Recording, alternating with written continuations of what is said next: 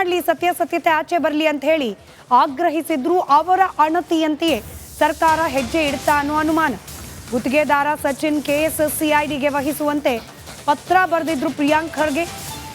ಮುಖ್ಯಮಂತ್ರಿಗಳಿಗೆ ಹಾಗೆ ಗೃಹ ಸಚಿವರಿಗೆ ಬರೆದಿರುವ ಪತ್ರ ಇದೀಗ ಲಭ್ಯವಾಗಿದೆ. ಡಿಸೆಂಬರ್ 27ರಂದೇ ಪ್ರಿಯಾಂಕ್ ಖರ್ಗೆ ಪತ್ರವನ್ನು ಬರೆದಿದ್ದಾರೆ. ನಿನ್ನೆಯಷ್ಟೇ ಸಿದ್ದರಾಮಯ್ಯನವರನ್ನ ಭೇಟಿ ಕೂಡ ಮಾಡಿದ್ದಾರೆ ಖರ್ಗೆ ಅವರು. ಅದಾದ ಬೆನ್ನಲ್ಲೇ ಇದೀಗ ಸಿಐಡಿ ತನಿಖೆಗೆ ಒಪ್ಪಿಸಿರೋದು. ಪ್ರಿಯಾಂಕ್ ಖರ್ಗೆ ಅವರಿಗೆ ಬೇಕಾದ ತನಿಖಾ ಸಂಸ್ಥೆಗೇನೆ ತನಿಖೆಯ ಜವಾಬ್ದಾರಿಯನ್ನ ನೀಡಲಾಗಿದೆಯಾ ಅನ್ನೋ ಅನುಮಾನ.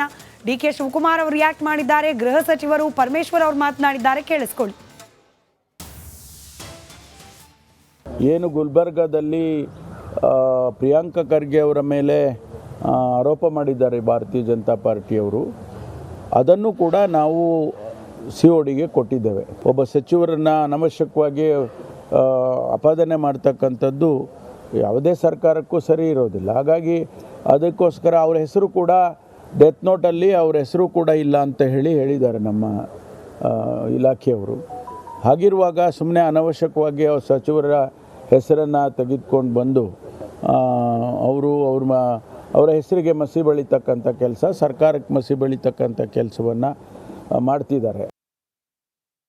ಹೇಳ್ತಾ ಇದ್ದಾರೆ, ಆದ್ರೆ ನಿಮ್ಮ ಸರ್ಕಾರ ಸಿಐಡಿಗೆ ಅಥವಾ CODಗೆ ಕೊಡ್ತೀನಿ ಅಂತ ಹೇಳ್ತಾ ಇದ್ದಾರೆ.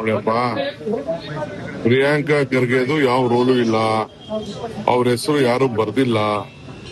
ಯಾರ್ದೋ ಹೆಸರು ಬರದ ತಕ್ಷಣ ಅದೆಲ್ಲ ಸಾಧ್ಯ ಇಲ್ಲ, ಆಯ್ತಾ? We know the integrity of Priyanka Kharge. ಯಾರು ಅವ್ರ ಹೆಸರು ಬರ್ದಿಲ್ಲ, ಯಾವ ಆತರದ್ದು ಇಲ್ಲ. ಸೊ ಅದು ಉದ್ಭವ ಆಗುದಿಲ್ಲ. ಇನ್ವೆಸ್ಟಿಗೇಷನ್ ಅಂತೂ ಕಾನೂನು ಪ್ರಕಾರ ಏನ್ ಮಾಡ್ಬೇಕು, ಇನ್ವೆಸ್ಟಿಗೇಷನ್ ನಾವು ಮಾಡ್ತೀವಿ. ಮತ್ತೊಂದು ಕಡೆ ಇದೇ ಪ್ರಕರಣಕ್ಕೆ ಸಂಬಂಧಪಟ್ಟಂತೆ ಸಿಐಡಿ ತನಿಖೆಗೆ ಆಗ್ರಹಿಸಿದ್ದೇ ಸಚಿವ ಪ್ರಿಯಾಂಕ್ ಖರ್ಗೆ ಅನ್ನೋ ಮಾತಿದೆ. ಪ್ರಿಯಾಂಕ್ ಖರ್ಗೆ ಅವರು ಸಿಐಡಿಗೆ ತನಿಖೆಯನ್ನ ವಹಿಸಿ ತನಿಖೆ ಮಾಡಲಿ, ಸತ್ಯಾಸತ್ಯತೆ ಆಚೆ ಬರಲಿ ಅಂತ ಹೇಳಿ ಆಗ್ರಹಿಸಿದ್ರು. ಅವರ ಅಣತಿಯಂತೆಯೇ ಸರ್ಕಾರ ಹೆಜ್ಜೆ ಇಡ್ತಾ ಅನ್ನೋ ಅನುಮಾನ. ಗುತ್ತಿಗೆದಾರ ಸಚಿನ್ ಕೇಸ್ ಸಿಐಡಿಗೆ ವಹಿಸುವಂತೆ ಪತ್ರ ಬರೆದಿದ್ರು ಪ್ರಿಯಾಂಕ್ ಖರ್ಗೆ. ಮುಖ್ಯಮಂತ್ರಿಗಳಿಗೆ ಹಾಗೆ ಗೃಹ ಸಚಿವರಿಗೆ ಬರೆದಿರುವ ಪತ್ರ ಇದೀಗ ಲಭ್ಯವಾಗಿದೆ. ಡಿಸೆಂಬರ್ 27ರಂದೇ ಪ್ರಿಯಾಂಕ್ ಖರ್ಗೆ ಪತ್ರವನ್ನು ಬರೆದಿದ್ದಾರೆ. ನಿನ್ನೆಯಷ್ಟೇ ಸಿದ್ದರಾಮಯ್ಯನವರನ್ನ ಭೇಟಿ ಕೂಡ ಮಾಡಿದ್ದಾರೆ ಖರ್ಗೆ ಅವರು. ಅದಾದ ಬೆನ್ನಲ್ಲೇ ಇದೀಗ ಸಿಐಡಿ ತನಿಖೆಗೆ ಒಪ್ಪಿಸಿರೋದು. ಪ್ರಿಯಾಂಕ್ ಖರ್ಗೆ ಅವರಿಗೆ ಬೇಕಾದ ತನಿಖಾ ಸಂಸ್ಥೆಗೇನೆ ತನಿಖೆಯ ಜವಾಬ್ದಾರಿಯನ್ನ ನೀಡಲಾಗಿದೆಯಾ ಅನ್ನೋ ಅನುಮಾನ. ಡಿಕೆ ಶಿವಕುಮಾರ್ ಅವರು ರಿಯಾಕ್ಟ್ ಮಾಡಿದ್ದಾರೆ. ಗೃಹ ಸಚಿವರು ಪರಮೇಶ್ವರ್ ಅವರು ಮಾತನಾಡಿದ್ದಾರೆ, ಕೇಳಿಸ್ಕೊಳ್ಳಿ. ಏನು ಗುಲ್ಬರ್ಗಾದಲ್ಲಿ ಪ್ರಿಯಾಂಕ ಖರ್ಗೆ ಅವರ ಮೇಲೆ ಆರೋಪ ಮಾಡಿದ್ದಾರೆ ಭಾರತೀಯ ಜನತಾ ಪಾರ್ಟಿಯವರು, ಅದನ್ನು ಕೂಡ ನಾವು CODಗೆ ಕೊಟ್ಟಿದ್ದೇವೆ. ಒಬ್ಬ ಸಚಿವರನ್ನು ಅನವಶ್ಯಕವಾಗಿ ಅಪಾದನೆ ಮಾಡ್ತಕ್ಕಂಥದ್ದು ಯಾವುದೇ ಸರ್ಕಾರಕ್ಕೂ ಸರಿ ಇರೋದಿಲ್ಲ. ಹಾಗಾಗಿ ಅದಕ್ಕೋಸ್ಕರ ಅವರ ಹೆಸರು ಕೂಡ ಡೆತ್ ನೋಟಲ್ಲಿ ಅವರ ಹೆಸರು ಕೂಡ ಇಲ್ಲ ಅಂತ ಹೇಳಿದ್ದಾರೆ ನಮ್ಮ ಇಲಾಖೆಯವರು. ಹಾಗಿರುವಾಗ ಸುಮ್ಮನೆ ಅನವಶ್ಯಕವಾಗಿ ಅವ್ರ ಸಚಿವರ ಹೆಸರನ್ನು ತೆಗೆದುಕೊಂಡು ಬಂದು ಅವರ ಹೆಸರಿಗೆ ಮಸಿ ಬಳಿತಕ್ಕಂಥ ಕೆಲಸ, ಸರ್ಕಾರಕ್ಕೆ ಮಸಿ ಬಳಿತಕ್ಕಂಥ ಕೆಲಸವನ್ನು ಮಾಡ್ತಿದ್ದಾರೆ. ಹೇಳ್ತಾ ಇದ್ದಾರೆ, ಆದ್ರೆ ನಿಮ್ಮ ಸರ್ಕಾರ ಸಿಐಡಿಗೆ ಅಥವಾ CODಗೆ ಕೊಡ್ತೀನಿ ಅಂತ ಹೇಳ್ತಾ ಇದ್ದಾರೆ. ಪ್ರಿಯಾಂಕಾ ಖರ್ಗೆದು ಯಾವ ರೋಲು ಇಲ್ಲ, ಅವ್ರ ಹೆಸರು ಯಾರು ಬರ್ದಿಲ್ಲ. ಯಾರ್ದೋ ಹೆಸರು ಬರದ ತಕ್ಷಣ ಅದೆಲ್ಲ ಸಾಧ್ಯ ಇಲ್ಲ, ಆಯ್ತಾ? We know the integrity of Priyanka Kharge. ಯಾರು ಅವ್ರ ಹೆಸರು ಬರ್ದಿಲ್ಲ, ಯಾವ ಆತರದ್ದು ಇಲ್ಲ. ಸೊ ಅದು ಉದ್ಭವ ಆಗುದಿಲ್ಲ. ಇನ್ವೆಸ್ಟಿಗೇಷನ್ ಅಂತೂ ಕಾನೂನು ಪ್ರಕಾರ ಏನ್ ಮಾಡ್ಬೇಕು, ಇನ್ವೆಸ್ಟಿಗೇಷನ್ ನಾವು ಮಾಡ್ತೀವಿ. ಮತ್ತೊಂದು ಕಡೆ ಇದೇ ಪ್ರಕರಣಕ್ಕೆ ಸಂಬಂಧಪಟ್ಟಂತೆ ಸಿಐಡಿ ತನಿಖೆಗೆ ಆಗ್ರಹಿಸಿದ್ದೇ ಸಚಿವ ಪ್ರಿಯಾಂಕ್ ಖರ್ಗೆ ಅನ್ನೋ ಮಾತಿದೆ. ಪ್ರಿಯಾಂಕ್ ಖರ್ಗೆ ಅವರು ಸಿಐಡಿಗೆ ತನಿಖೆಯನ್ನ ವಹಿಸಿ ತನಿಖೆ ಮಾಡಲಿ, ಸತ್ಯಾಸತ್ಯತೆ ಆಚೆ ಬರಲಿ ಅಂತ ಹೇಳಿ ಆಗ್ರಹಿಸಿದ್ರು. ಅವರ ಅಣತಿಯಂತೆಯೇ ಸರ್ಕಾರ ಹೆಜ್ಜೆ ಇಡ್ತಾ ಅನ್ನೋ ಅನುಮಾನ. ಗುತ್ತಿಗೆದಾರ ಸಚಿನ್ ಕೇಸ್ ಸಿಐಡಿಗೆ ವಹಿಸುವಂತೆ ಪತ್ರ ಬರೆದಿದ್ರು ಪ್ರಿಯಾಂಕ್ ಖರ್ಗೆ. ಮುಖ್ಯಮಂತ್ರಿಗಳಿಗೆ ಹಾಗೆ ಗೃಹ ಸಚಿವರಿಗೆ ಬರೆದಿರುವ ಪತ್ರ ಇದೀಗ ಲಭ್ಯವಾಗಿದೆ.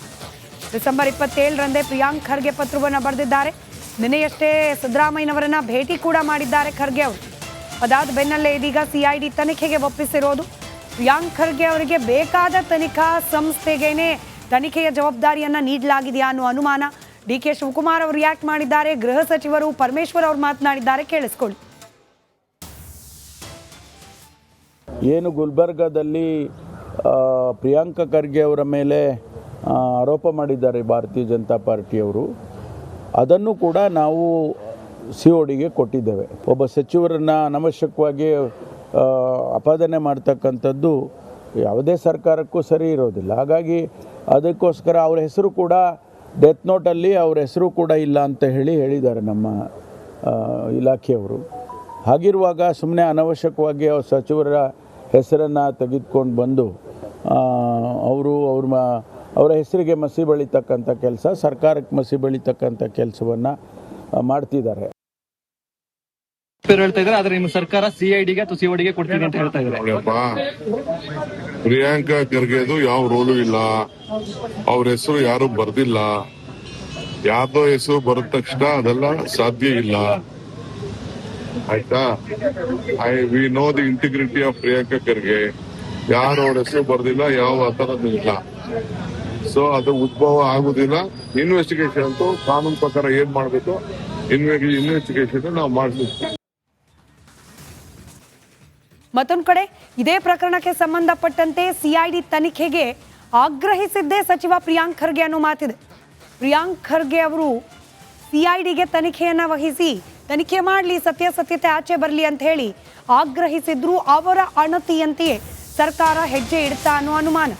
ಗುತ್ತಿಗೆದಾರ ಸಚಿನ್ ಕೇಸ್ CIDಗೆ ವಹಿಸುವಂತೆ ಪತ್ರ ಬರೆದಿದ್ರು ಪ್ರಿಯಾಂಕ್ ಖರ್ಗೆ. ಮುಖ್ಯಮಂತ್ರಿಗಳಿಗೆ ಹಾಗೆ ಗೃಹ ಸಚಿವರಿಗೆ ಬರೆದಿರುವ ಪತ್ರ ಇದೀಗ ಲಭ್ಯವಾಗಿದೆ. ಡಿಸೆಂಬರ್ 27ರಂದೇ ಪ್ರಿಯಾಂಕ್ ಖರ್ಗೆ ಪತ್ರವನ್ನು ಬರೆದಿದ್ದಾರೆ. ನಿನ್ನೆಯಷ್ಟೇ ಸಿದ್ದರಾಮಯ್ಯನವರನ್ನ ಭೇಟಿ ಕೂಡ ಮಾಡಿದ್ದಾರೆ ಖರ್ಗೆ ಅವರು. ಅದಾದ ಬೆನ್ನಲ್ಲೇ ಇದೀಗ CID ತನಿಖೆಗೆ ಒಪ್ಪಿಸಿರೋದು. ಪ್ರಿಯಾಂಕ್ ಖರ್ಗೆ ಅವರಿಗೆ ಬೇಕಾದ ತನಿಖಾ ಸಂಸ್ಥೆಗೇನೆ ತನಿಖೆಯ ಜವಾಬ್ದಾರಿಯನ್ನ ನೀಡಲಾಗಿದೆಯಾ ಅನ್ನೋ ಅನುಮಾನ. DK ಶಿವಕುಮಾರ್ ಅವರು ರಿಯಾಕ್ಟ್ ಮಾಡಿದ್ದಾರೆ. ಗೃಹ ಸಚಿವರು ಪರಮೇಶ್ವರ್ ಅವರು ಮಾತನಾಡಿದ್ದಾರೆ, ಕೇಳಿಸ್ಕೊಳ್ಳಿ. ಏನು ಗುಲ್ಬರ್ಗಾದಲ್ಲಿ ಪ್ರಿಯಾಂಕ ಖರ್ಗೆ ಅವರ ಮೇಲೆ ಆರೋಪ ಮಾಡಿದ್ದಾರೆ ಭಾರತೀಯ ಜನತಾ ಪಾರ್ಟಿಯವರು, ಅದನ್ನು ಕೂಡ ನಾವು CODಗೆ ಕೊಟ್ಟಿದ್ದೇವೆ. ಒಬ್ಬ ಸಚಿವರನ್ನು ಅನವಶ್ಯಕವಾಗಿ ಅಪಾದನೆ ಮಾಡ್ತಕ್ಕಂಥದ್ದು ಯಾವುದೇ ಸರ್ಕಾರಕ್ಕೂ ಸರಿ ಇರೋದಿಲ್ಲ. ಹಾಗಾಗಿ ಅದಕ್ಕೋಸ್ಕರ ಅವರ ಹೆಸರು ಕೂಡ ಡೆತ್ ನೋಟಲ್ಲಿ ಅವರ ಹೆಸರು ಕೂಡ ಇಲ್ಲ ಅಂತ ಹೇಳಿದ್ದಾರೆ ನಮ್ಮ ಇಲಾಖೆಯವರು.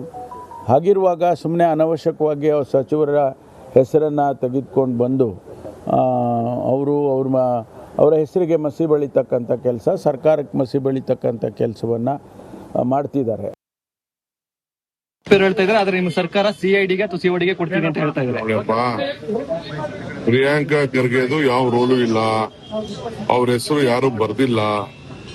ಯಾರ್ದೋ ಹೆಸರು ಬರದ ತಕ್ಷಣ ಅದೆಲ್ಲ ಸಾಧ್ಯ ಇಲ್ಲ. ಆಯ್ತಾ? We know the integrity of Priyanka Kharge. ಯಾರು ಅವ್ರ ಹೆಸರು ಬರ್ದಿಲ್ಲ, ಯಾವ ಆತರದ್ದು ಇಲ್ಲ. ಸೊ ಅದು ಉದ್ಭವ ಆಗುದಿಲ್ಲ. ಇನ್ವೆಸ್ಟಿಗೇಷನ್ ಅಂತೂ ಕಾನೂನು ಪ್ರಕಾರ ಏನ್ ಮಾಡ್ಬೇಕು, ಇನ್ವೆಸ್ಟಿಗೇಷನ್ ನಾವು ಮಾಡ್ತೀವಿ.